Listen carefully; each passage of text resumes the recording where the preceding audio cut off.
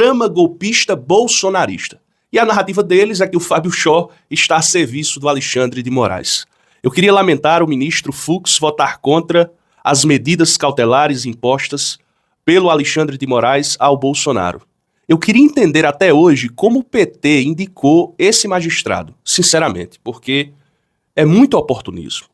Você querer flertar com a militância política de extrema-direita tomando decisões, eu não sei se é ciúme, se o Fux está com ciúme do Moraes, do Flávio Dino, do Cristiano Zanin Martins, sinceramente eu não sei. Alguma justificativa tem que ter, porque no próprio momento em que o Supremo Tribunal Federal ouvia Jair Bolsonaro e ouvia os demais réus da trama golpista, o ministro Fux atuou praticamente como um advogado de defesa da família Bolsonaro. Vá para as redes sociais que vocês entenderão o que eu estou falando. A extrema-direita está elogiando o Fux e usando o Fux para reafirmar que o Bolsonaro está sendo perseguido. Me chamou a atenção um pronunciamento feito pela senadora Damares e pelo senador Magno Malta, da extrema-direita, vassalos do Bolsonaro. A pauta da oposição é impeachment do Moraes. E o Magno Malta ameaçou: toque no Bolsonaro, que você vai saber o que é bom para tosse. Mais ou menos assim. Assistam. Senhores, eu vou dividir a minha fala com o senador Magno Malta. Decidimos que a pauta do Senado será o impeachment do senhor ministro do Supremo Tribunal, Alexandre de Moraes. Será a pauta que a oposição vai trabalhar nos próximos dias. Foi por culpa dele que nós estamos sendo tarifados. Todas as decisões dele já estão comprovadas que violaram direitos humanos. Ontem, sexta-feira, 2 idosas estão voltando para a prisão. Uma de 71 anos de idade e outra de 74 anos de idade. Então o Senado decide que a pauta única da oposição será a votação imediata do impeachment do ministro Alexandre de Moraes, para que assim possamos salvar a economia do Brasil e para que a nação possa ter aí um sossego nos próximos anos. Por quê? A culpa de tudo, com certeza, é Alexandre de Moraes e presidente Lula. A Damares, ela mente sistematicamente. É uma máquina de produzir mentiras. Essas duas pessoas que ela cita aí, senhoras, sabe quantas violações essas senhoras, essas velhinhas talvez, cometeram? Quase 1000 violações cada uma. Uma foi condenada a 14 anos de prisão, a outra foi condenada a 11 anos de prisão, e elas cometeram violações assim das mais variadas. E eu cito aqui algumas para vocês: saídas não autorizadas, GPS desligado ou sem sinal, e o fim da bateria. Não se preocupavam sequer em carregar a tornozeleira eletrônica. Não foi 1, 2, 3, 4 vezes não, 1000 vezes. Como é que a pessoa é condenada a 14 anos, a outra a 11 anos, e não respeita o poder judiciário? Podia chegar na mão de qualquer juiz. Olha, quase 1000 violações. O juiz tinha por obrigação de fazer cumprir a lei. Se não estivesse realizando a sua função, estaria cometendo crime de prevaricação. Simples assim. E observem o descaramento e as mentiras dessa senadora. Observem.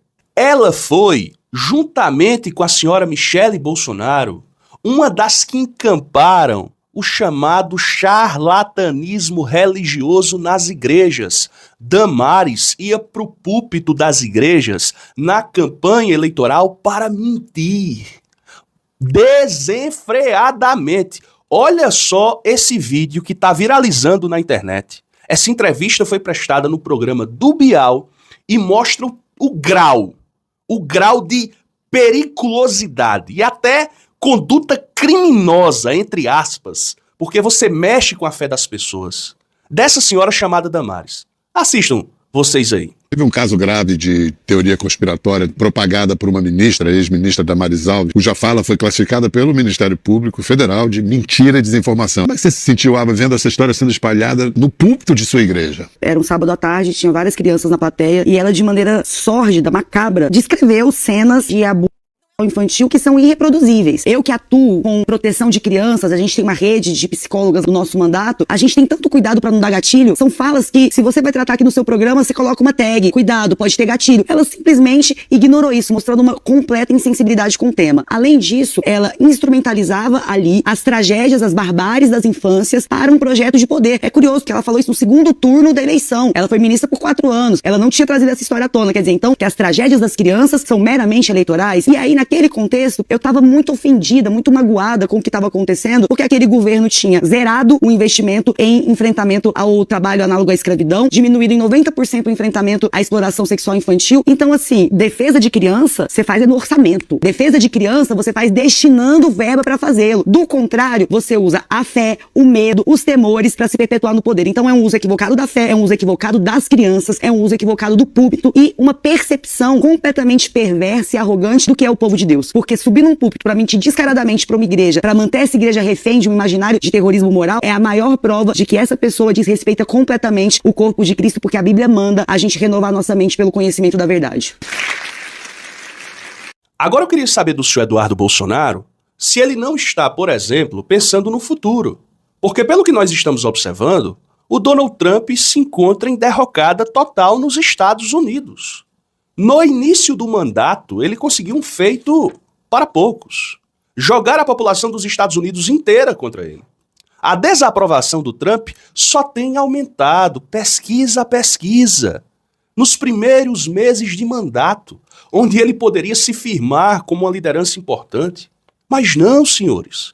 Essa política contra os imigrantes está fazendo com que falte gente para trabalhar no campo. O agro dos Estados Unidos não tem mão de obra. Essa política contra os imigrantes tem feito também com que as cidades percam clientes. A economia, de uma certa forma, cai. Não existem trabalhadores. Então, é uma coisa maluca que, se tivesse